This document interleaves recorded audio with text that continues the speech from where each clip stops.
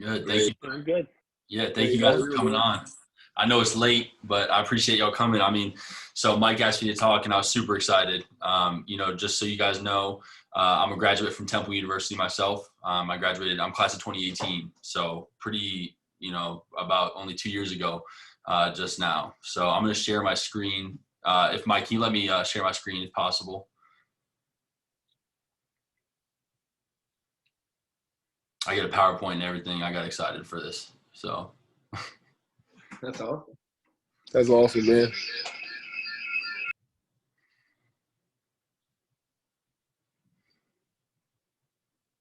should be good. There we go. Look at It should be that. good now. Can you do it?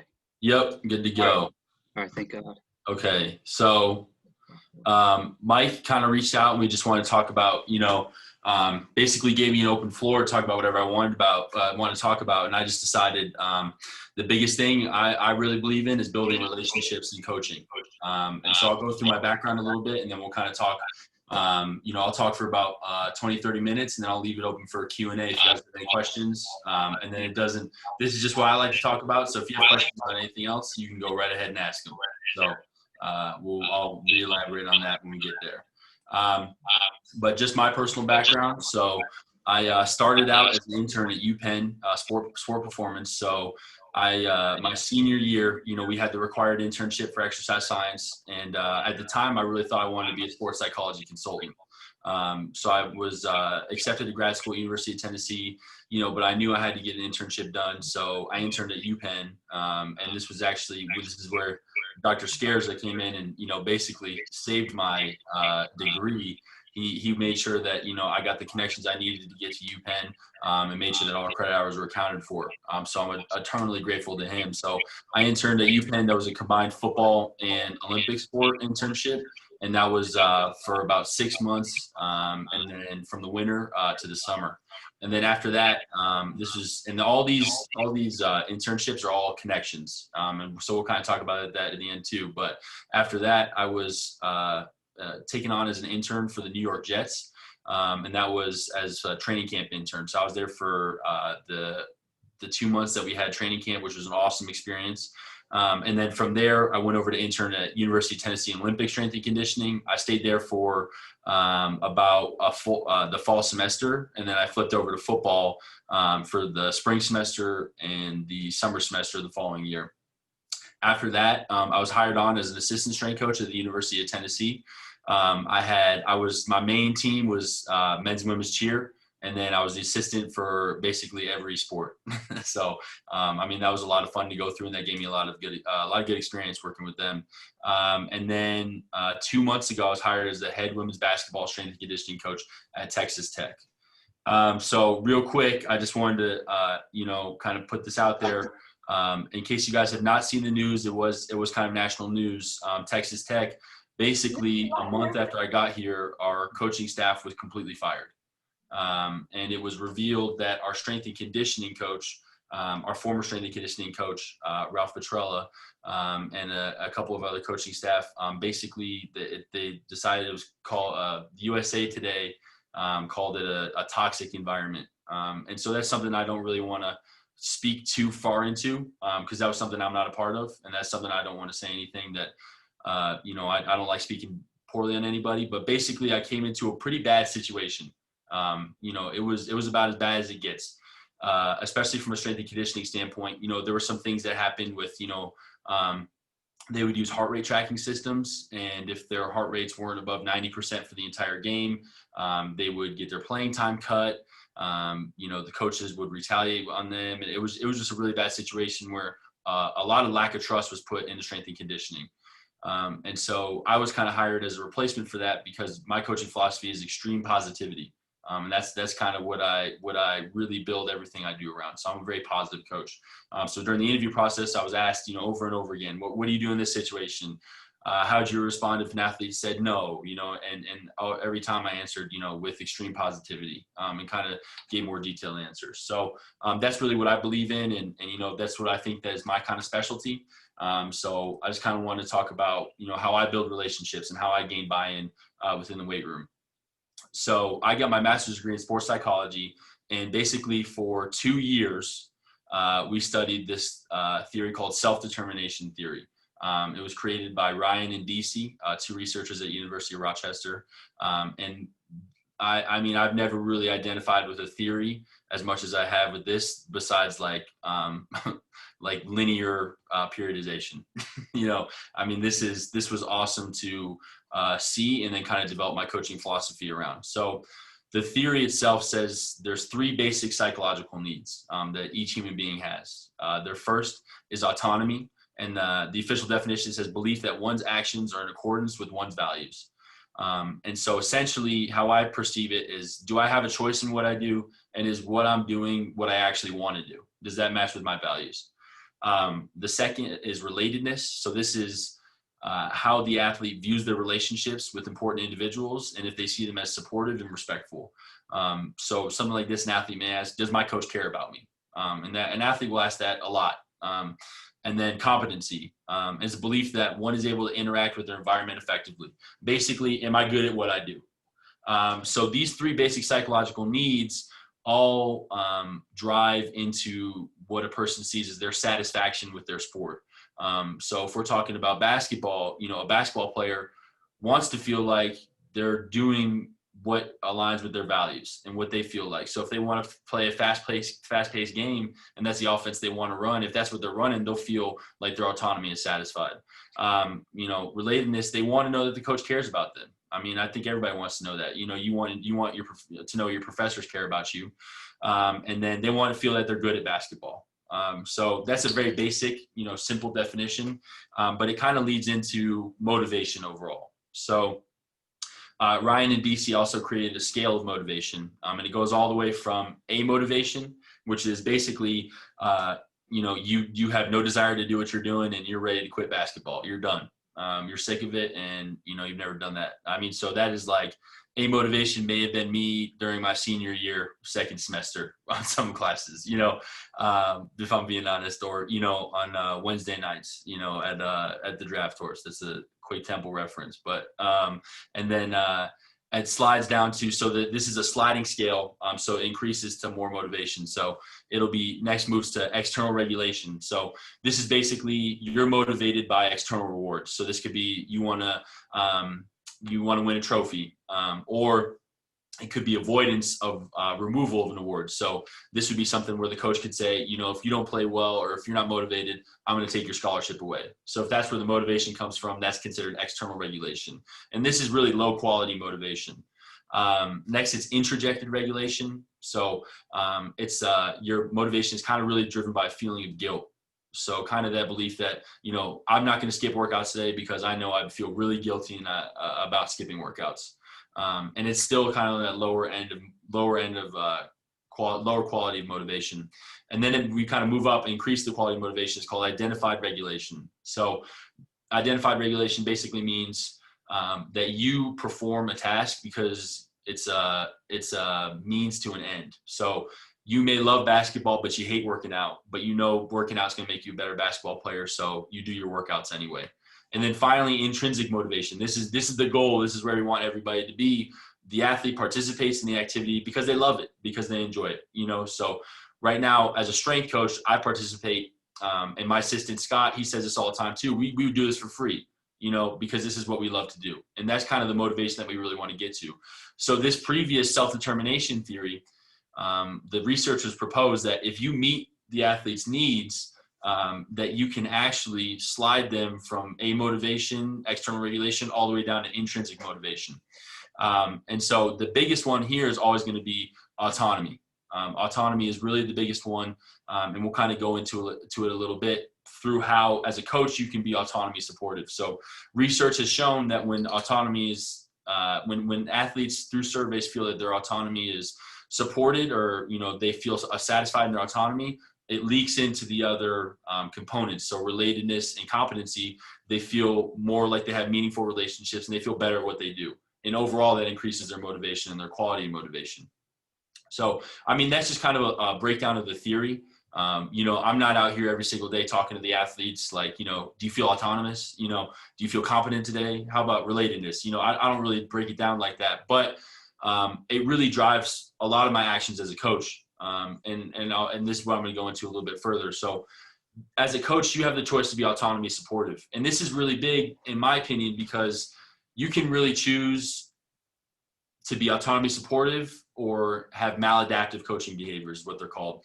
And that's because you have a power position as a coach. There's a power dynamic. So you are, as a coach, above the athlete in that power dynamic. And it's something they're very aware of. So I think that's something that really plays into their relationship and how they develop it with you. So I really think that the best way to build relationships and to gain the athlete's trust is by following autonomy supportive behaviors. So, I mean, just a couple examples here, and this is all in the research and everything, and everything here too on this PowerPoint, I'll send it out, and I have a bunch of papers that support this that I'll send out to you guys. My contact information is at the end. But basically, one autonomy supportive is that you want to allow the athletes as much choice as possible. So this is something where I'll let them, pick the core exercise at the end of the lift. Or if there's 2 agility drills that are similar, I'll say, what do you want to do today? And I'll let them choose that. And that basically shows them that they have a choice in what they want to do. It might be something super simple, but it increases their motivation. And this is another study I'll send to you guys too. Something that's really cool is they showed that if you allow the athlete to make a choice on something literally as minor as the color of cones, their motivation is going to increase. It's basically that idea that they have power over their situation. Their motivation is going to increase because now that starts to slide that power dynamic a little bit more even, right? As a coach, if I say you never get a say in anything, that power dynamic goes up. I'm over them. But when I give them that choice, we kind of come level out and we can see each other eye to eye, and that's really big for me. Another autonomy supportive is provide a rationale for tasks, limits, and rules. So this is something that came up today, actually, that, I'm glad it happened so I could talk about it on this talk. So we don't have a nutritionist right now. Our nutritionist left for personal reasons. And right now it's basically our director of nutrition is running everything. But, directors of nutrition for Power 5 schools, they really have a lot that they have to take care of. So a lot of that falls on me as a strength coach because it's a performance thing. And honestly, that's a blessing in disguise because it gives me more face time and more contact time with the athletes, but that's kind of another story. So what I do is I'm kind of the mouthpiece for the athletes to the nutritionist about times that they want to pick up breakfast, choices for breakfast, locations for pickup of breakfast. So when we first started out, breakfast would come at a specific time. The athletes didn't like the time, so we changed the time. Now 2 days ago, the athletes were saying, look, can we change the location of breakfast, make it easier for everybody else? And so I put it to a vote. I said, okay, does everybody want to go get breakfast over here? And they said yes. So I listened to them, supported them, did what they wanted to do. We have 12 athletes right now with us on the basketball team. And so I was like, great, everybody's going to pick up breakfast tomorrow. No issues. We've had issues with people picking up breakfast. Not going to happen anymore. Everything's amazing. The world is sunshine and rainbows. So I get a text from my assistant today. Hey, only 5 people have picked up breakfast. I almost lost, I was furious. I was really upset because to me, it felt like I was doing everything for them and I was helping them out. But then as a coach, it was a really good learning moment for me to step back and say, look, this is bigger than you, and clearly I'm not developing that buy-in for them. So I sat back and I kind of thought about how can we really get them to buy into eating breakfast. So afterwards, I called up the head coach and I said, look, I would like to make breakfast mandatory. So breakfast is voluntary before, breakfast is now mandatory. And then, I personally don't use exercise as punishment. So, the coach and I will come up with something for punishment. But the big thing was I had to tell them today, look, breakfast is now mandatory. You got to wake up at 7:30. You got to go get breakfast. So, I would be pretty upset if I was an athlete, if I felt like there was no reason for it. So I said, well, let's give them a reason. Let's tell them why we're doing this. And then honestly, this is another good thing today too. So I was scrolling, I watch TikToks all the time. I love them. I think they're hilarious. They're great to go through. So, and I saw one TikTok, it was, what my professional women's soccer player roommate does every day. And it was wake up at 6 a.m. and eat breakfast was the first thing. Okay. So in my mind, I made that link. I started thinking, okay, what do good professional players do? They follow healthy habits and they invest time into themselves. So, I used the example of Josh McCown today. So Josh McCown, I looked it up. He's been on 12 teams in 17 years. So he's a quarterback in the NFL and arguably not very talented quarterback, but he's been around for 17 years, so he's doing something right. When I was at the training camp with the New York Jets, he came in at 7% body fat. And this is coming into training camp. So that training camp is the time, pre-training camp is the time where everybody parties. It's the last hurrah. We're about to go into a season. So Josh McCown comes in, and he's at 7% body fat, looks absolutely ripped, and I'm like, I'm astounded. And so I think about it, and I make that, I just think, well, what gets him to stay around so long? Well, how is he here for 17 years? I mean, he's really not that great of a quarterback, if we're being honest, and really it comes down to his habits and what he does every single day. So I spoke about that, and I told him, look, I have 3 jobs as a coach. My first job is to make sure that you know that you're cared for and that I see you as a person first and not an athlete. My second job is to make sure that you're prepared to play for us at Texas Tech. My third job, and I tell them this is always my personal opinion, my third job is to prepare you to play for a professional career. Because nothing would make me happier than to see them have long and extended professional careers other than the 2 to 4 years that we get to spend with them here. So I broke it down for them like that. I spent 5 minutes talking about it, talking about breakfast. I mean, it sounds ridiculous, but at the end, every single one of them said, all right, that's fine with me, because we spoke about why it would be good for them and why it would help them. Whereas in the past, they had trouble with, if they didn't get breakfast, it was, okay, you got to run 20 sprints, and then there was never that connection made. So it's really important for me, in my opinion, to provide rationale, always talk about what you're doing, explain why you're doing it, and tell them how it's going to help them be a better athlete. And then allow opportunities to take initiatives and do independent work. So something that we do each day, once a week, we call them up to you workouts. So for 30 minutes, we'll do cardio workouts, and we'll put them on self-paced machines. So things like the VersaClimber, rowers, they can go on treadmills, and they have the choice of how fast they want to go. They're allowed to choose exactly how much effort they put into it. And we call them up to you workouts. So they know it's completely up to them. And by doing that, I tell them, look, I trust you. I trust you're going to work hard today. And they're Division I athletes. They've worked hard before. But by me doing that, I place that trust in them. They know that I think they can do it. And they know I think they can go through a super hard workout and they can push themselves. And you see that success. I think they push themselves harder than they would if I set them at a certain pace. I think they get more of those workouts. It's more satisfying. I mean, how many of you guys have gone through a workout before where you pushed yourself at the end? You picked it up harder than you had to. And at the end, it feels a little bit more rewarding. It's the same type here. There's nothing given to them. There's nothing that says you have to do it at this specific pace. But when they go out and they challenge themselves and doing it at that really difficult pace, then I mean, that's one of the best feelings in the world. And I mean, like, if anybody's ever been on a VersaClimber before, the thing is horrible. It sucks. But if you go at a high pace, you absolutely crush it. It's super rewarding at the end. And then this is the biggest thing for me as a coach towards the end. Inquire about and acknowledge the athlete's feelings. So think about how busy you are as a student right now and everything that you have to do.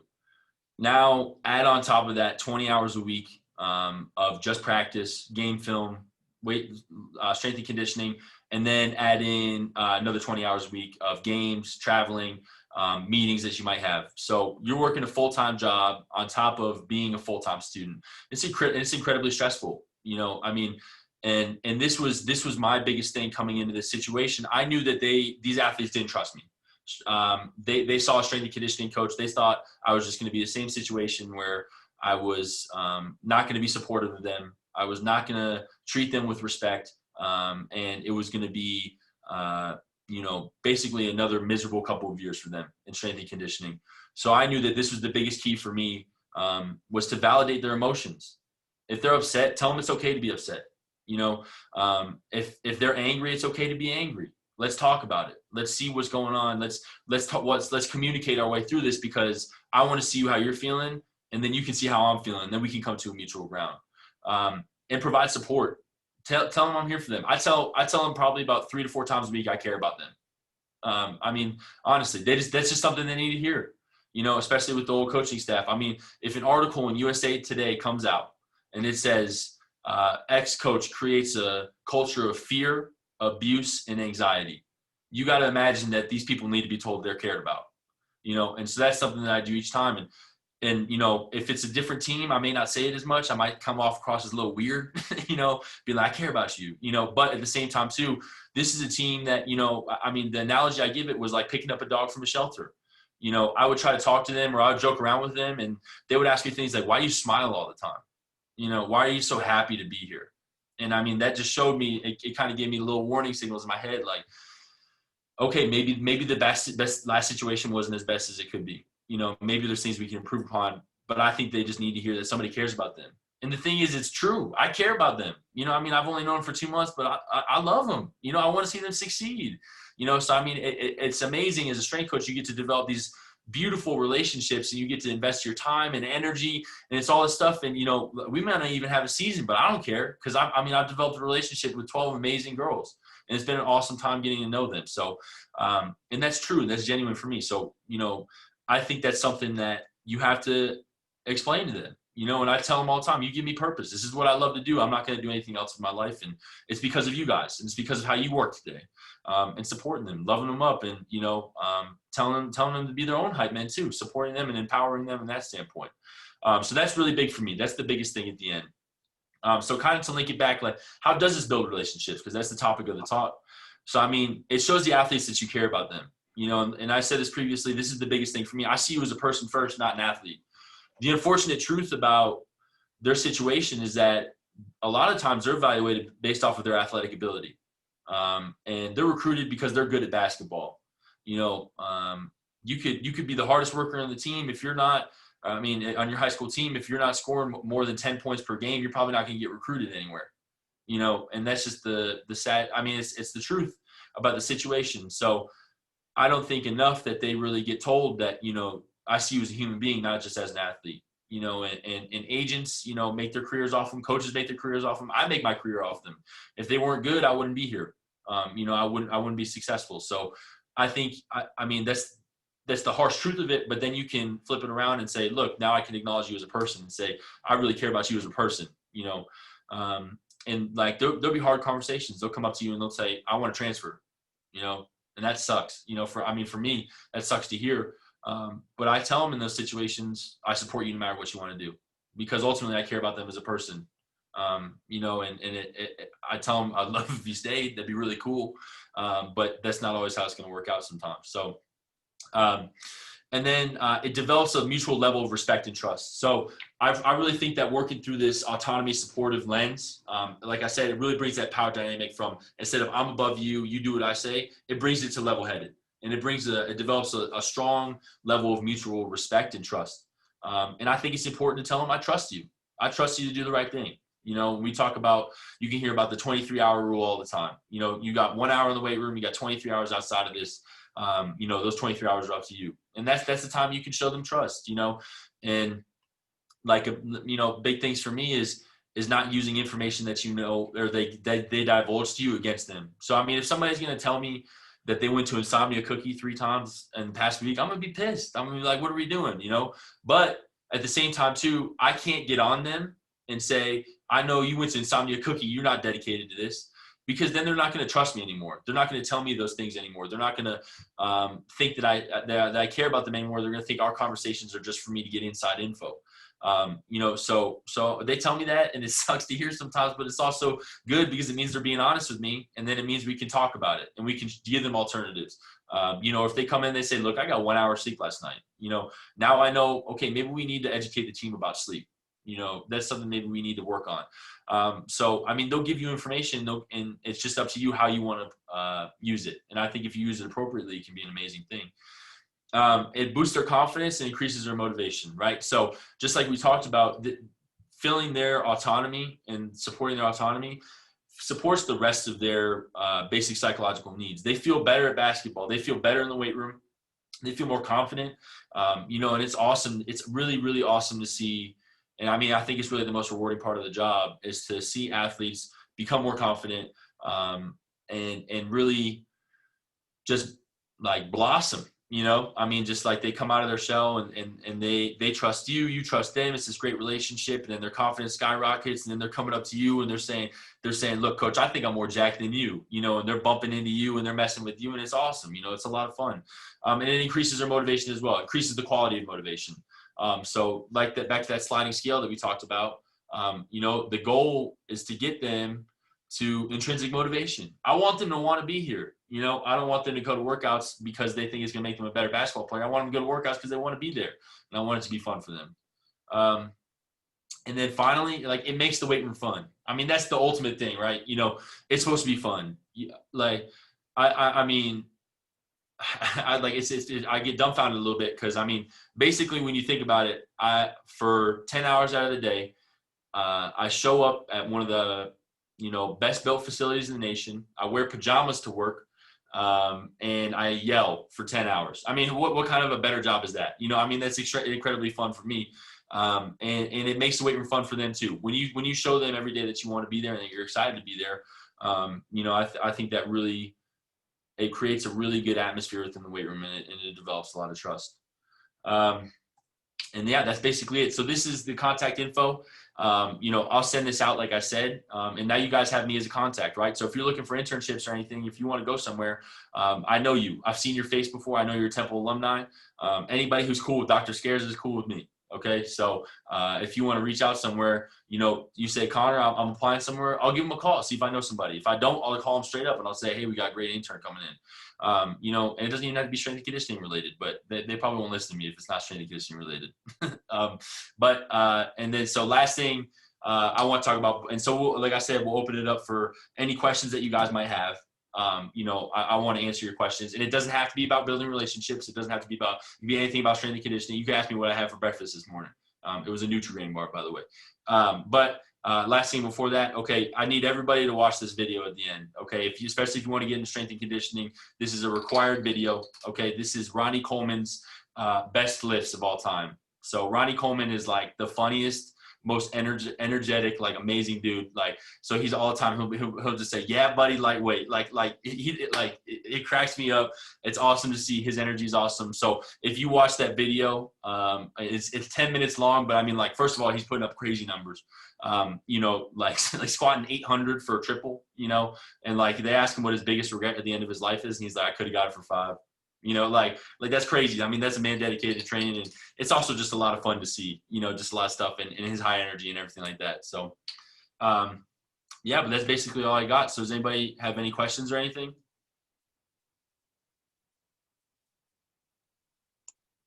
I just wanted to say thank you so much for that presentation. That was phenomenal. I just wanted to start off with this question. So I've been thinking a lot about like strength and conditioning programs that have, percentages of 1 rep max, and then it basically tells the athlete you have to lift this in like specific weight. What's your general opinion on that, given that you've said that you want to give the athlete the choice on how they feel that day? So the thing with choice is that you can't go too overboard with it, right? So you can't tell them come into the workout and you can do whatever you want to do today. The choice is, because there's that power dynamic exists, they're going to listen to what I tell them to do for the day. But I always back that up and increase their motivation to do it by explaining why we're doing it. So if we're going to do power cleans, I'm going to talk about triple extension and how it develops power, and how that's going to help them as a basketball athlete. And so, I mean, with that, and typically you'll see with all athletes, they'll listen to those percentages. They know that if you got a weight that's put out for them today, they'll listen to those weights. And it's not a big deal. But at the same time, too, if an athlete comes up to me and says, "Coach, I don't feel good today. I don't feel like I can lift this weight," we'll move it down. Because I mean, I do kind of eye test auto regulation a lot of times. If somebody looks really bad at 70% and we're supposed to work up for 85 for 5, we're probably only going to stay at 70%. And make sure that we drill those weights and make sure that they're going through everything with appropriate technique. And sometimes too, we'll come from practice. So we had a lift today before practice, and then we had 2 lifts after practice. And I mean, the difference, and Scott will tell you, was incredible. I mean, the before practice was like, woo, let's get it. everything's amazing, moving weights super fast. And after practice, I mean, they got smoked in practice, and so it was really bad. It was very, very slow reps. Focus was there. They buy into the weight room and everything, but it was not at a point where, I felt like I would be comfortable with pushing them or telling them to go up and weight today or anything like that. So, it's something that you kind of gain more as a strength coach. You kind of see the eye test of how they move through it. But you can you don't necessarily give them choice, but you can tell them, look, I know you don't feel great today. Let's bump the weight down a little bit and let's make sure it's moving fast. And then the choice comes in at the end of, okay, well, what do you want to do for recovery today? We can do, I give them a choice a lot between doing yoga stretches. We'll do, feet rolling. We'll give them a choice about basically what they would like to do. So the choices are kind of more things that make them feel better or smaller decisions. That's typically where they come in.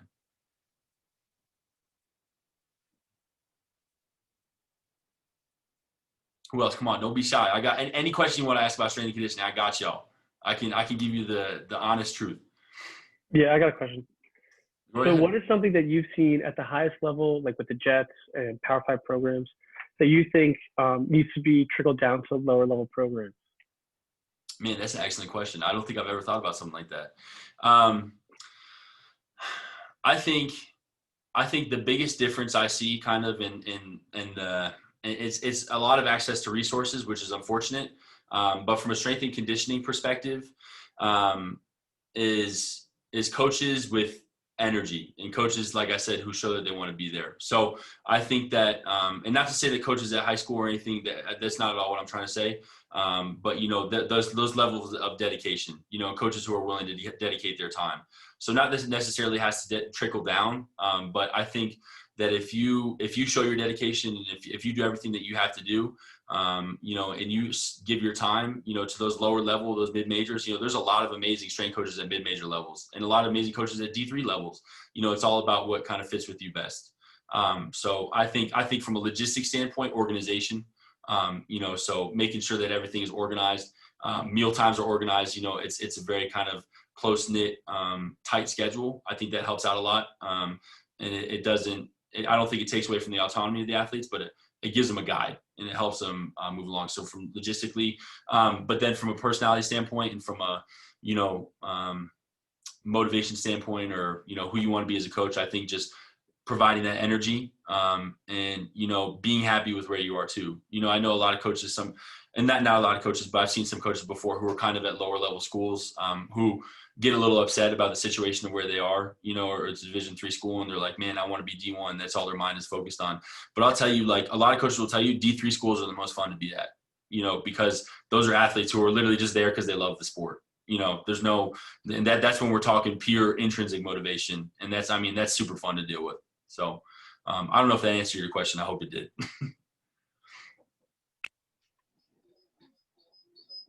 I have a question. Yeah. So I see you have a cultivated list of internships that you had. Mm-hmm. What's your biggest experience or takeaway that you had from those internships? Okay. So I would say my biggest takeaway is that I say there's two, honestly. The first is that connections are extremely important within strength and conditioning. So people will talk about building a network. That's huge. That's really a big thing. So the reason I was able to kind of move along, and like I said, through each of these connections, I knew a strength coach at UPenn because Dr. Scarza got me into UPenn, right? And then from UPenn, the strength coach at UPenn knew somebody at the Jets, and then somebody at the Jets knew somebody at Tennessee, and it was kind of this domino effect, and so that was my biggest takeaway, is that a network is really huge in strength and conditioning. And then, I would also say that it's really good to have mentors, would be my second biggest takeaway. So people who have made mistakes and they can tell you about those mistakes. So, I was just reading something today about somebody who said, your first internship, go up to the guy with gray hair or no hair, because that's the guy who's had a lot of experience and who's made mistakes before. And, I'm a big believer in that your mistakes are, your biggest, the mistakes are the things you can learn the most from, so I have, sometimes I wake up in the cold sweat thinking about the time that I loaded up plates for somebody on a squat and they got pinned, or by the time I didn't get ladders ready for a football warm-up drill, so those mistakes are huge. And the thing is that when you have these mentors, they can tell you about mistakes that they've made, and they can prevent you from making those mistakes. But then at the same time too, they're just a really amazing sounding board for you too. So I call my mentors probably about 4 times a week. The people who I'm really close with, I call them about 4 times a week. And, I ask them straight up, what should I do today? Going when we went through the coaching staff change, I called my mentors. I said, what do I do? I have no clue what to do. I really don't. It was funny because I was told the night before that there was an article that was going to come out. And it was going to be about the old strength coach, just some stuff that happened. It's going to be a light article, nothing really big. And the article comes out. It was on the front page of USA Today. And I got the text. I got the article sent to me from my mom, and she said, "Looks bad." And that was all she said. And I said, "It's definitely bad." So I asked, "What do I do? What do I do with the players?" And those mentors were somebody I could really, really rely on. And I had somebody, Brad Roll, who's a really famous NFL strength and conditioning coach. He sent me a text and he said, "You have to make the team rally around you. You have to be that one constant for them." And that's something that I really pushed myself to do. And I think it's really helped our relationship between me and the athletes. So always network, go to as many conferences as you can, get as many internships as you can, do whatever is going to help people out. And then find some mentors, find some people who are willing to help you out. Thank you. Of course. So going off of Sam's question, what do you think really separates interns from other interns? What do you personally look for in interns when you're trying to hire somebody? So this is a good question. So I was the intern coordinator at University of Tennessee as well. So while I was there, I acted as intern coordinator, and my boss's hiring criteria was, are they a good person? That was it. So if they were a good person, we'd bring them on. And it kind of led to frustrations for me, as a young strength coach, because I'm like, I need grinders. I need people who are going to do this, and that, and it was a really good experience for me to go through, because it made me realize that the best strength coaches aren't going to be the guys who are there all the time. And the guys who are, nonstop just saying that they, oh man, I was there all Sunday, like cleaning everything to the with the microscope, and then I read triphasic 3 times. That's great. You can go through and do that, but I like to spend my Sundays, like going to the movies or something, because it's all about balance. So, I would say that was a good experience for me, is, just as an intern coordinator, to see that from a hiring criteria is that don't always judge a book by its cover. So don't go for all the intense people. But then from a standpoint too, is success as an intern. I think there's a couple of things that you can do. The first is, I really think the big thing for me was what I would do at the end of each day was I would go in and ask each coach, is there anything else you need today, coach? And that was about 5 coaches. So that was 5 opportunities for me to have to stay an hour extra. That was 5 opportunities for me to, be washing towels or something like that. But that was also 5 opportunities for me to show that I'm dedicated to what I want to do with these coaches. And that was a really big deal. And that was later what I was told was about why I was promoted within, and why I was given these future opportunities. And then other things that we've seen from successful interns is asking questions. So the interns who are willing, they show that they want to learn.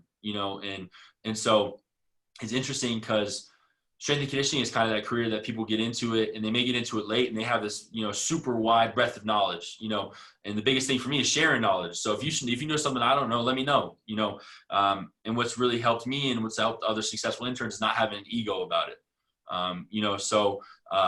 Man, does it hurt me to my core when someone critiques my program? Oh, absolutely. Like it feels like, you showed up at my doorstep and you splash water on my face. I'm like, what the hell? Like this really hurts, but at the same time too, that person's just doing it to make me better. Right. So, even today, like Scott was talking to me and he goes, we're looking at something, and this is funny because I kind of try to defend myself a little bit, and I told myself, like, you got to calm down, so he goes through and he talks about deceleration. He's noticing things with practice. He sees deceleration. He goes, I think that's something we really need to work on. And I'm like, yeah, no, but the athletes, he's talking about their chest falling forward, sinking their pressure into their hips and making sure that they decelerate. And I'm like, no, they need to stand straight up, because Scott's honestly critiquing my program, but when I took a second, I was like, you know what, get over yourself. It's bigger than you. I'm a young strength coach. I'm not going to know what I need to know. And I thought about it. I was like, damn, he's right. I'm like, we got to do deceleration drills, and so Scott made me better today, at the end of the day. So I think as interns, sometimes it's kind of scary because you come in and it's like, man, everybody knows everything and I don't know anything, you know, so you kind of want to flex your knowledge a little bit, or you want to really defend what you're doing, or your programming. And I don't think that's the best way to go about it. Learn, you know, just go out and learn. And I think everybody can teach everybody something, you know. I mean, I'll admit it. I used to be that guy who made fun of CrossFit, but I mean, damn, if you look at some of my workouts now, it's all CrossFit. You know, sometimes like we do stuff like that. You know, you can always learn from everybody. So I think it's that, you know, I think it's showing and demonstrating that, you know, you want to be there. That was the biggest thing. And then also not having an ego about it, and showing that you want to learn, and that you want to improve for interns. I think that was the biggest thing that I looked at as a coach. I just had one question, Connor, about so I wanted to move more into like strength and conditioning. Right now I do bodybuilding, but I wanted to figure out more about using like resistance bands and stuff like that, and figure out when to use them and how to use them for your training programs. Like, what's the best way to use the bands for building strength? Because a lot of people like recommend them. Yeah, absolutely. So are you so just to clarify this a little bit, are you talking about resistance bands kind of attached to free weights, or resistance bands? Okay. So this is one of those times, I'm gonna be honest, I don't really know that much about using resistance bands with weights. You know, and that's something I'm not very well versed in. But I do have, I know I have a book on it. So I'll send out my Google Drives and everything afterwards, and I'll make sure that you get those resources. Appreciate that. Thank you. Yeah, absolutely. I mean, I use resistance bands for, you know, green band curls. That's mostly what I use them for. Yeah. So I have another question, Connor. Yes. When creating your programs, what is like the building block that you use? Like what do you cultivate? Like, what type of exercises, like along the lines of plyometric, resistance training, CrossFit, do you use to create your programs? Like, what is the building block? Absolutely. So that's an excellent question. So it's really kind of a long process that I go through. And so it starts with, and this is basically what every professor will tell you. You know, and I mean, I see Dr. Moser down there. I mean, I'm so excited to have you on. By the way, I just wanted to say that real quick. Dr. Moser is the coolest dude in the entire world. And he was one of my recommendation letters. So if you do not know Dr. Moser that well, you got to know him very well. Okay. And by the way, I still flex my EKG knowledge all the time. Okay. And that really helped me out, helped me pass the final. So thank you. But sorry. So to get back to it. So I go through a biomechanical analysis and a sports needs analysis. So I look at their major joint movements, where they need to produce force. And then I look at what their primary energy systems are as well too. So that's going to help me understand of, okay, what do I need them to be able to develop their power through, and what type of conditioning schedule would I like to run for them. And then from there, I'll select my primary exercises. So for basketball, our primary squat is front squat. Our primary press is overhead press. And our primary Olympic movement that we have is we do power cleans. But right now they didn't do power cleans the year before. So that's something I take into consideration as well too. Power cleans is a difficult lift to learn, especially going into season. So right now we do power shrugs from the floor. So it's that basically getting that triple extension and then just drop the bar, you know. You know, I then develop my primary exercises. I then develop my secondary exercises. So from there, our secondary squat is going to be RFE squat, so rear foot elevated. I like a single leg squat a lot. I think it teaches the athlete, you know, core stability, and then it also helps them develop a lot of movements they're going to do in sport are single leg, right? So if anybody reads Cal Dietz, basically everything that he does is single leg. And I mean, he has some monstrous RFE squats. It's super cool to check that out. And then our secondary is going to be bench press. Secondary press is going to be bench press. And then our secondary Olympic movement is going to be snatch. So how I break my program down is I always do a press, a squat, and an Olympic movement. And so then I develop my days from there. You know, when thinking about conditioning, I look at the energy systems. And so so I do a primary and secondary conditioning as well too. So our primary conditioning is going to be 300-yard shuttles, which is going to be 5 down and backs, baseline to baseline, without stopping. And if you've ever run that before, it's absolutely brutal. because it kind of reaches that 70, you know, for our guards, it'll be about 60 seconds, but for our post players, it'll be reaching that 70 seconds. So we're kind of getting just into that, you know, base level aerobics. So we're pushing our glycolytic system as hard as we possibly can. Basketball is predominantly glycolytic. And then it receives support from ATP PCR as well too. So we work on short bursts as well too. So a lot of my stuff is driven from, I look at that needs analysis for the sport. I look at where they need to develop power, and then I choose lifts based off of that. And then honestly, from there, you can kind of do whatever you feel is best, you know. And it looks like you look at the needs of the team as well too. So I'm big on pull-ups. I really like pull-ups and developing posterior chain. So a lot of my accessory exercises will be posterior chain exercises. So pull-ups, single leg RDLs, manual Nordics. That's basically my bread and butter. So a lot of posterior chain work. And then really making sure we're training the legs a little bit more frequently than we are the upper body as well too. So that's kind of more basketball specific. But so my dream, I tell them every day, is that I have a dream that, you know, one day I will look and everybody at a rack will be able to do 8 pull-ups with no bands. And that's my dream. You know, that's the day where I'll probably just retire. I'll hang out my whistle and I'll say, see you later, because I did it. Does that answer your question? Yes, it does. Okay. Thank you. Perfect, of course. So, like, I love how you just like said, like, you know, you would retire as soon as, you know, all of your athletes did 8 pull-ups. So going off of that, do you really feel like that, like most sports emphasize the bench press way too much over pull-ups, for example? Mm-hmm. So I'll let you guys know right now, something that, you know, was never really expressed to me, and I was kind of pretty surprised to hear. Most strength coaches will go off of a philosophy of 2 pulls to 1 push. So if we're going to do bench press, we're also going to want to do pull-ups and barbell bent over rows. So that's a vertical pull and a horizontal pull. And that is really for true athletic development. So athletes, you'll see, for them to be successful and prevent injuries, you really want to develop their posterior chain. And so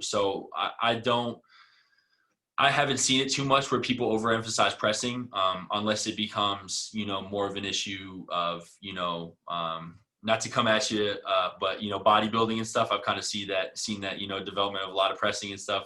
But I think bodybuilders sometimes are way smarter than strength coaches too, and they develop a lot of pulls as well. So how I program is, if it's a general sport like football, I will program 2 pulls to 1 push. You know, and Olympic movements are considered pulls for me too. So it's not just anything with elbow flexion. You know, it's basically going to involve anything that's mostly posterior chain. So a barbell RDL is a pull. Hamstring curls are pulls. You know, anything that's posterior chain.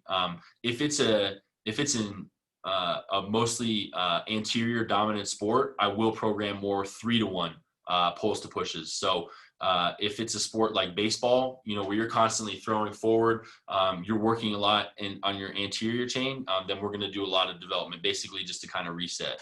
And so it's funny you brought that up, because today we talked about it. I do way too much bench press and not enough pull-ups. So sometimes I look like the hunchback of Notre Dame right there. I'm like forward like this. So if you see that, or anybody's upper crossed, you want to get more pulls in, make sure they have that nice athletic base.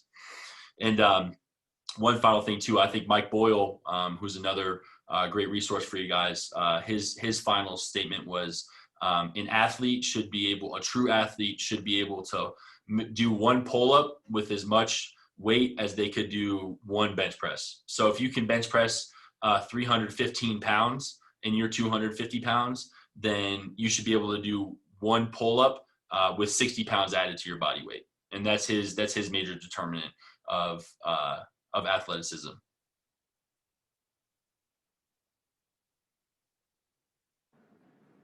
So I guess I had more of a question of going into like the sports psychology aspect of things, because that's kind of where I'm looking for graduate school. So I guess first question is, where did you get your master's for sports psychology? Because right now I'm kind of like looking at like scoping out all of the schools and things like that. Mm-hmm.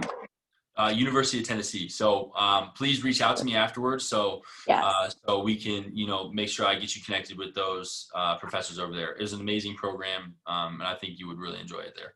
Definitely. And then based off that one, I love that you were talking about how you like involve self-determination theory and like striving to get athletes to be intrinsically motivated as you do that with strength and conditioning. How did you kind of realize that switch from, obviously you went to get a master's in sports psychology? What made you realize that you wanted to go the strength and conditioning route after that? So this is a moment, a big smile came across my face because this is a moment where I just knew there was no turning back. Yeah. I was at UPenn. There's about, I want to say 12 racks on each side. If anybody here's intern at UPenn, you can, verify this, but I think it's 12 racks on each side. It's basically like a dungeon. It's in the basement. There's no windows. It was 5:30 in the morning and every squat rack was currently being used and everybody had chains on the barbell. And so, I mean, if you want to talk about the absolute loudest thing you've ever heard in your entire life at 5:30 in the morning, this was it. It was just chains crashing up and down, like to a point where I literally couldn't hear myself think. But I did hear one thought, and I was like, man, this is it. Like, this is what I want to do every single day. Because if I can be here and this is like actual music to my ears and I'm super excited about that, then that's when I knew, that I couldn't really do anything else. That this was my true passion. So it was kind of that, not everybody has that aha moment. A lot of people can kind of reach back to one moment that was, kind of for them. But at the same time too, the really cool thing is with sports psychology is you can, with your background, you can be a strength and conditioning coach, or you can be a sports psych consultant and you can train your clients too. Get your CSCS and train your clients, and I think it's really cool. Like I said, if you can work in multiple facets, it's just more face time with your clients. And it's more face time with your athletes. So the nutritionist leaving low-key was awesome. The best thing possible could have happened for me. Yeah, I mean, it's a pain in my butt a lot of the time. But at the same time, too, now I have more excuses to reach out to the athletes, or more excuses or more ways to show them that I care about them and I want what's best for them. So I'll change the breakfast time. I'll change the location. I'll do whatever it is, and I'll talk to you about performance through nutrition, too.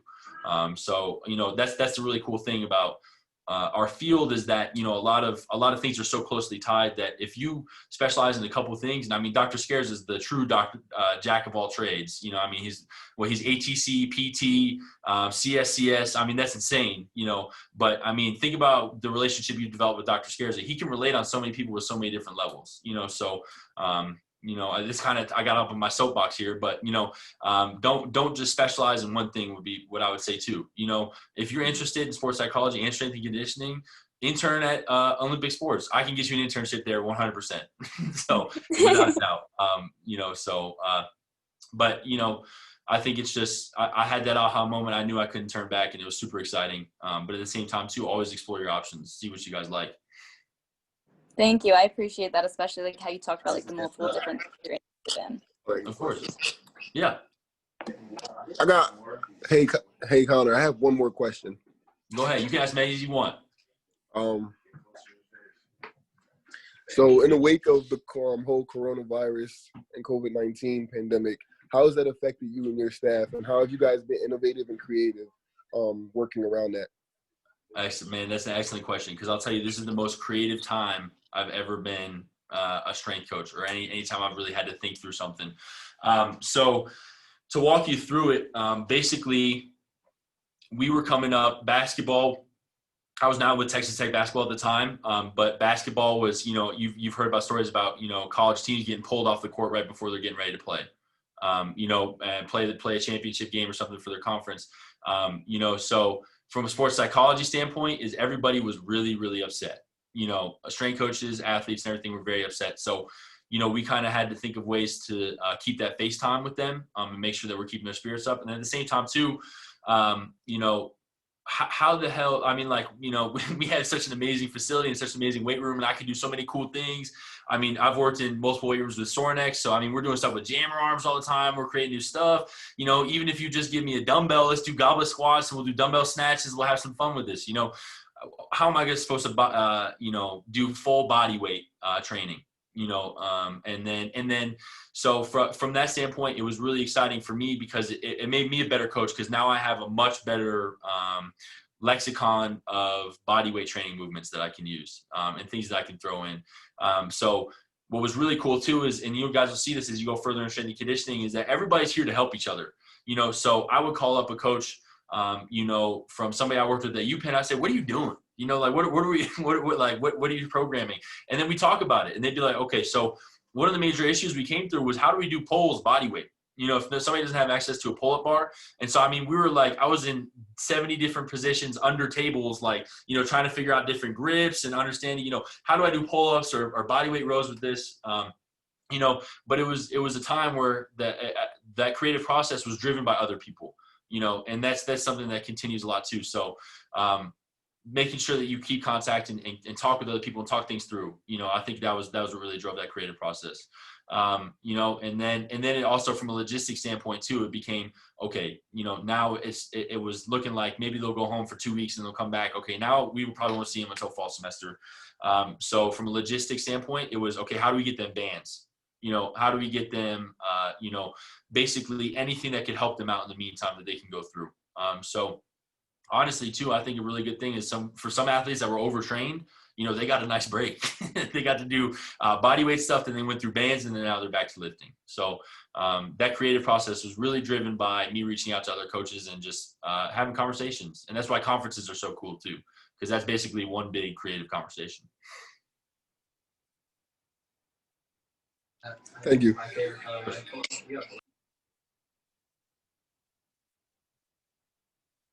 Does that kid see ghosts in the background? Did I see that? Yes, sir. There you go. Any Yes, other sir. questions or Sure. anything?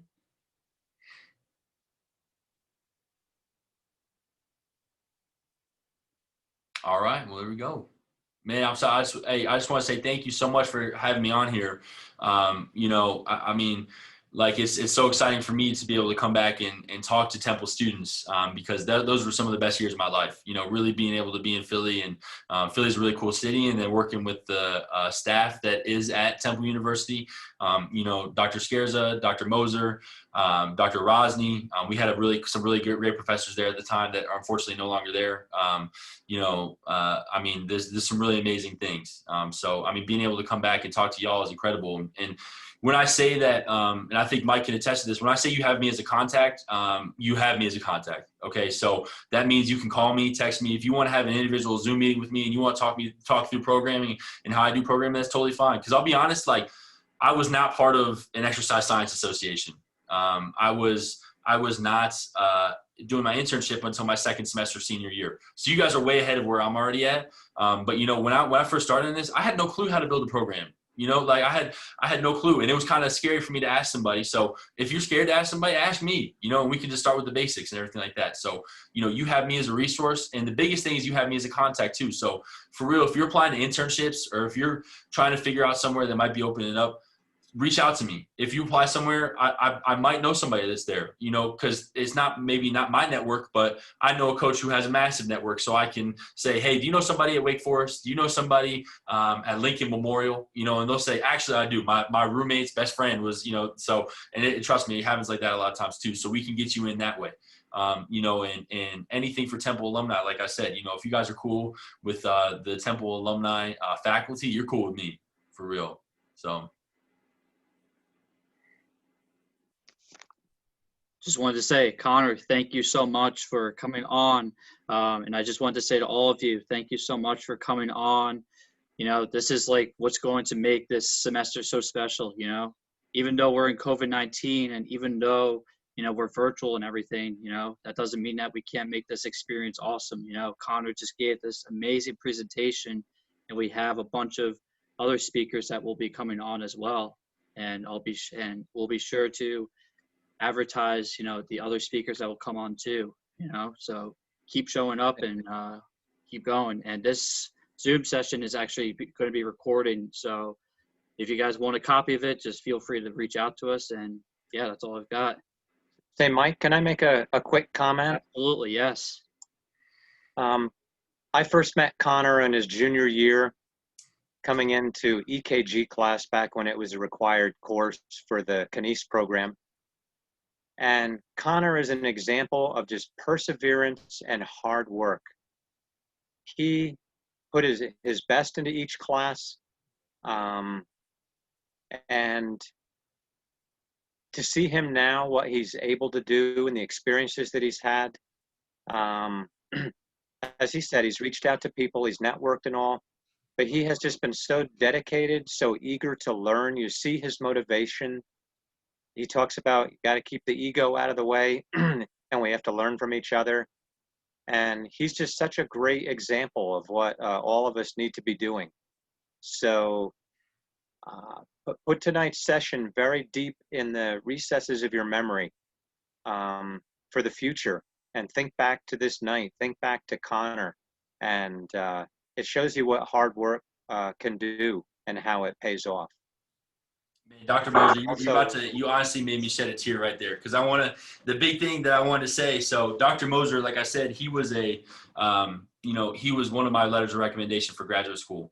And Dr. Moser is genuinely one of the people who developed my philosophy about what it means to be an educator, what it means to be a coach. So when I asked Dr. Moser for a recommendation letter, we kind of sat down and he looked at me and he said, and I'll be candid with you guys, I've gone through mental health issues in the past, and that was something Dr. Moser worked with me a lot, and made sure that I was okay. And he made me feel like it was okay that I was going through some of the things I was going through. And then when we sat down, he said, Connor, I'm going to write you this letter of recommendation, but are you going to be okay? Are you gonna have a support system and everything like that?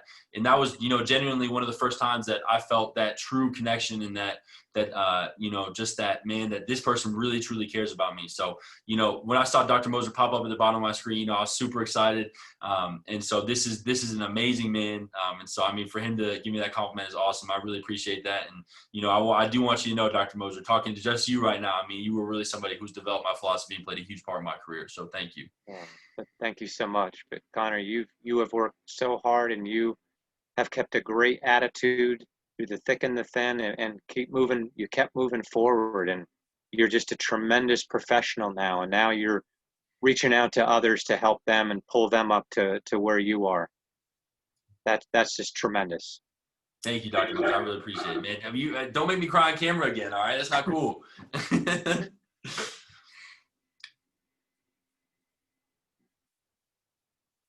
All right. Well, I don't know. I can wrap it up for y'all, but I appreciate everything. Unless you got some meeting stuff to talk about.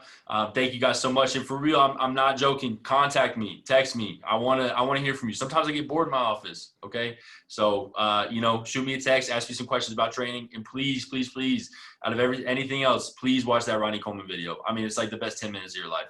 I've watched it probably about 100 times. So, all right. Okay. And Connor, if you could send that to my email, Exercise and Sports Science Association. I'll provide you with the emails. If you could send that to us, then Perfect. we can distribute that to all the other students that missed out tonight, and all the students that were here tonight too. So, yeah, thank you so much again. You are amazing.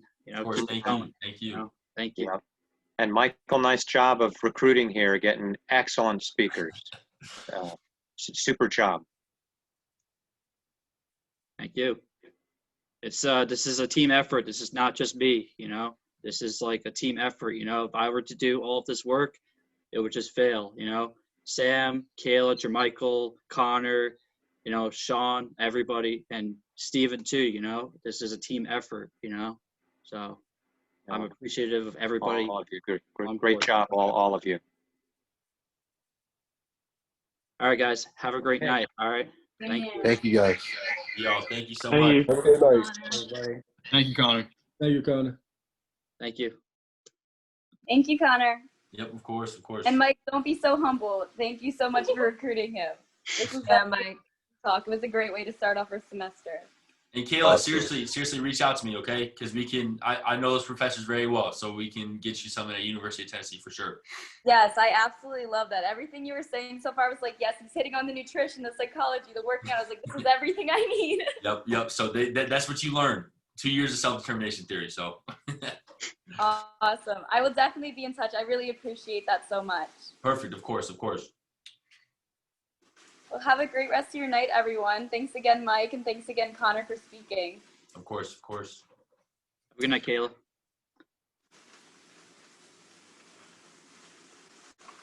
All right, I'm about to hop off. Thank y'all. Appreciate y'all. Thank you. You have a great night. Hey, Connor, Yes. can you shoot me an email sometime so I'll have your recent email? 100%. Absolutely. Okay.